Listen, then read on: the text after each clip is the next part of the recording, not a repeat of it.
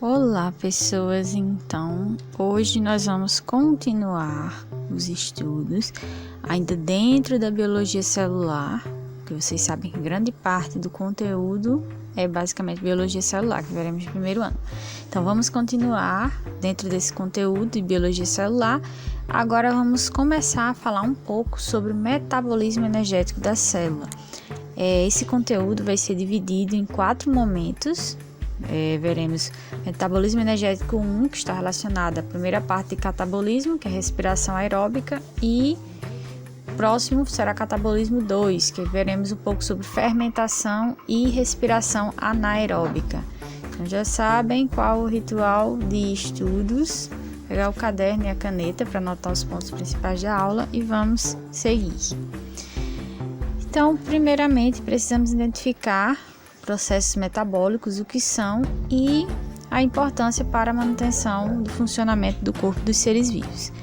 Então, os processos metabólicos são processos que ocorrem com essa função de manter o funcionamento do organismo, manter o funcionamento correto do organismo.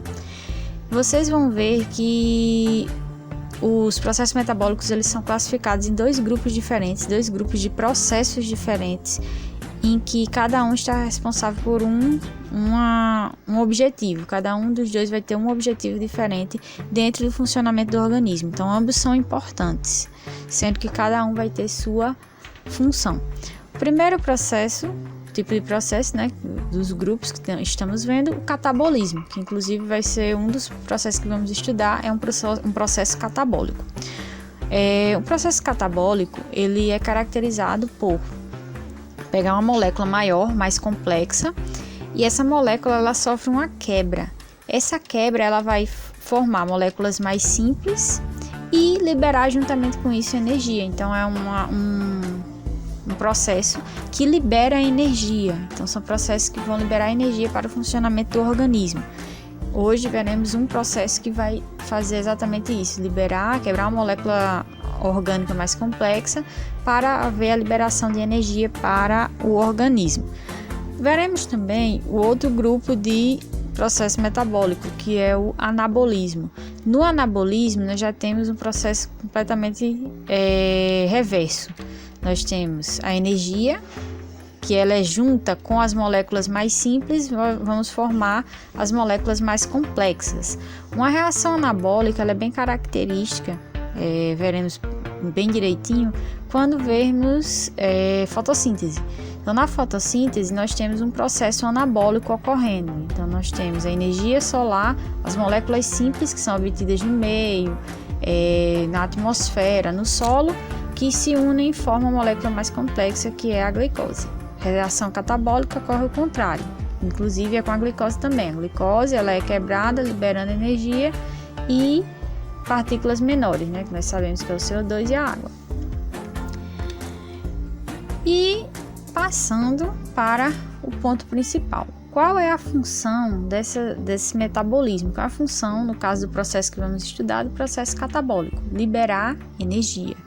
E a energia no corpo dos seres vivos ela é liberada sob a forma de uma molécula chamada ATP. E o que seria necessariamente esse ATP? O ATP é uma sigla que é usada para indicar uma molécula de adenosina trifosfato, ou adenosina trifosfate no inglês. Essa molécula ela vai constituir a principal forma de energia química para o organismo. E por que isso? Porque a sua hidrólise, a quebra, ou seja, a quebra dessa molécula, vai ser um processo extremamente exergônico, ou seja, vai liberar muita energia. Então, é um processo catabólico que libera muita energia para o organismo. Porque é uma grande liberação de energia para o organismo. Vocês têm aí a molécula de ATP e vão ter, junto com a molécula de ATP, toda a estrutura dela.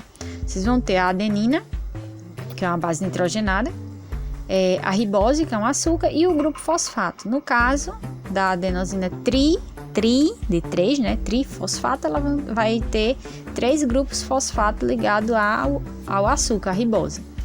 Justamente a ligação desses fosfatos é o que torna a molécula de ATP tão energética. Quando uma dessas ligações é quebrada, ela libera uma grande quantidade de energia para o meio. Então, o ATP ele se tornou a moeda energética dos organismos, por ser uma molécula simples e que carrega uma grande quantidade de energia suficiente para manter o funcionamento do metabolismo dos seres vivos. E dentre os processos energéticos, vocês vão ver que dentro de cada um deles, né, catabolismo e anabolismo, dentro de um desses grupos, nós vamos ter uma subclassificação, que são os tipos de processos metabólicos que ocorrem nos organismos. Então, os processos metabólicos nos seres vivos, eles são vários. Né? Dentro dos processos energéticos que ocorrem nos seres vivos, vocês já sabem que nós temos processos catabólicos e os anabólicos. Nos catabólicos, vocês vão encontrar justamente aquilo que já foi falado. Moléculas complexas são quebradas para haver a liberação de energia e moléculas mais simples. E os tipos de processos catabólicos que vamos encontrar nos seres vivos são justamente respiração aeróbica, respiração anaeróbica e fermentação. Então, são esses 3 tipos de processos catabólicos, cuja função básica é a liberação de energia para o organismo. Já os processos anabólicos são aqueles processos que vão ocorrer a formação de moléculas mais complexas. Essas moléculas vão ser compostas com a junção de moléculas mais simples e o fator energético. Então, nós temos como exemplo de processos anabólicos a fotossíntese no caso aqui das plantas, a fotossíntese bacteriana, que vocês vão ver que tem uma diferença, e a quimiossíntese. Então, vejam que há uma diferença nesses processos, nós vamos estudar cada um deles, mas o foco principal hoje será justamente o processo catabólico de respiração aeróbica, que nós vamos ter liberação de energia para o organismo. Então, a respiração aeróbica, ela é dividida em 3 etapas. Então, essas 3 etapas principais que vão ocorrer todo o processo de liberação de energia para o organismo. Muito importante isso ficar bem claro na cabeça de vocês. Aqui eu trouxe uma forma extremamente simplificada de como ocorre o processo de respiração aeróbica. Por quê? Porque o processo de respiração aeróbica ele envolve muitas substâncias, muitas vias, muitos caminhos. Então, se vocês forem pesquisar, por exemplo, a formação completa do ciclo de Krebs, que é uma das etapas da respiração aeróbica, vocês vão encontrar muitas substâncias e algo gigantesco. Mas, como eu estou mostrando aqui de forma mais simplificada, eu quero apenas que vocês entendam o conceito, eu quero que vocês entendam como isso ocorre, certo? Então, as 3 etapas. A primeira é chamada de glicólise. Glicole vem de glicose, né? E lise vem de quebrar. Então, sim, literalmente é a quebra da glicose. E essa quebra da glicose, ela ocorre através da interação com a água, né? Então, ela vai ser quebrada e liberar energia. Então, nesse primeiro processo, nós temos aí a glicose, ela vai sofrer esse processo de quebra e durante esse processo de quebra, ela vai liberar 2 moléculas de ATP, além de liberar o que são chamados de íons H+. Esses íons eles vão ser utilizados, né, esses elétrons vão ser utilizados posteriormente num processo chamado de cadeia respiratória, certo? Próximo processo, nós temos o ciclo de Krebs. O ciclo de Krebs, ele já vai ocorrer, lembrando, a glicólise é um processo, né, metabólico, óbvio, faz parte da respiração aeróbica, mas ele não vai ocorrer onde vai ocorrer os demais processos. A glicólise, ela em geral ocorre no citoplasma da célula. Já a respiração celular, o resto da respiração, o ciclo de Krebs e a cadeia respiratória vão ocorrer na mitocôndria. Lembra que eu falei que a mitocôndria tem a função de respiração celular, então vocês tinham que ver em algum momento essa estrutura dentro do processo. Então a respiração celular, 2 das etapas vão ocorrer dentro da mitocôndria. A primeira etapa, que ocorre na mitocôndria, é o ciclo de Krebs e vai ocorrer justamente na estrutura chamada de matriz mitocondrial. Então, aquela região interna da mitocôndria, que está dentro das 2 membranas da mitocôndria. Então, o ciclo de Krebs trouxe também de forma extremamente simplificada. Vocês vão ver que aí tem o que chamamos de acetil-CoA, que é a junção da substância formada pela glicólise com a coenzima A. Então vai formar uma substância com 6 carbonos, vai entrar na cadeia e assim por diante. Então é um ciclo, chamado de ciclo justamente porque é cíclico, vocês vejam que faz uma volta. É um processo em que essa substância ela vai ser reduzida, vocês vejam que ela vai perdendo carbonos até o fim da sua passagem. Então é liberado durante esse processo fosfato, e fosfato ele é utilizado para, é liberada energia para ocorrer a fosfatação do ATP. Então o ATP ele está lá, ele está na forma de ADP, difosfato, ou seja, 2 fosfatos, e é adicionado mais um fosfato, que esse fosfato é adicionado através da energia do ciclo de Krebs. Então, e além disso, além de ocorrer a produção desse ATP, vocês vejam que nós temos duas substâncias chamadas de NADH e FADH. Essas substâncias, que na verdade são chamadas na forma reduzida de NAD e FAD, na forma na verdade oxidada, chamada NAD e FAD, e vocês vão ver que elas recebem os íons H+. Esses íons H+, eles vão cair na próxima etapa da respiração aeróbica, então vai cair na próxima etapa desse processo, vai ser utilizado. Mas vocês vejam que são formas de energia que são liberadas durante o processo. E o próximo evento que ocorre da respiração aeróbica é a cadeia respiratória.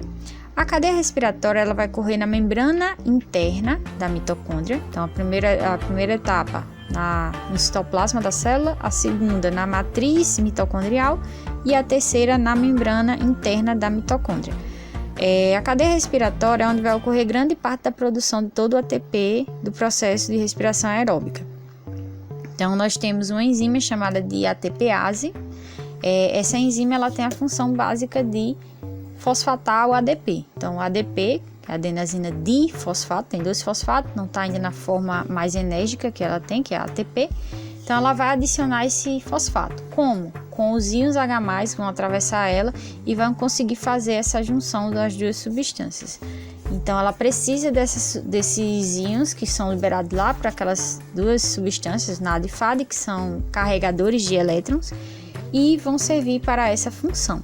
Então, a respiração celular ela vai ocorrer em grande parte para produzir ATP, aliás, vai ocorrer com a função de produzir ATP, sendo que das etapas em que vamos encontrar a maior produção de ATP vai ser na cadeia respiratória, que ocorre lá na membrana interna da mitocôndria, certo? E quanto ao saldo energético da respiração aeróbica, muito importante vocês perceberem sobre essa questão de saldo energético, porque vocês vão ver que os outros processos outros processos metabólicos, eles vão produzir uma quantidade de ATP, mas não tanto quanto a respiração aeróbica. Então, a respiração aeróbica é um dos processos em que ocorre a maior produção de ATPs, por isso que é o processo que é mais utilizado na natureza. Os organismos, grande parte dos organismos vão produzir sua energia através da respiração aeróbica. Quanto ao saldo, então primeiro nós temos aqui a equação da respiração. Então, a equação da respiração aeróbica nós temos uma molécula de glicose mais 6 moléculas de gás oxigênio, que é o O2, mais 38 ADPs não estão na forma mais ativa dele. Vocês sabem que a forma que ela mais energética, a molécula de adenosina, vai ser quando ela estiver trifosfatada, então a adenosina trifosfato. Então, nós temos 38 ADPs mais 38 fosfatos. O que vai acontecer durante o processo da respiração aeróbica? Nós vamos ter sendo formado 6 moléculas de gás carbônico mais 6 moléculas de água e sendo liberado 38 moléculas de ATP. Então, 38 moléculas energéticas. Esse seria basicamente o saldo da respiração aeróbica. Indo partes por partes, vocês vão ter na glicólise sendo formado 2 ATPs, no ciclo de Krebs mais 2 ATPs, na cadeia respiratória 32 a 34. Por que eu botei 32 a 34? Porque existe ainda,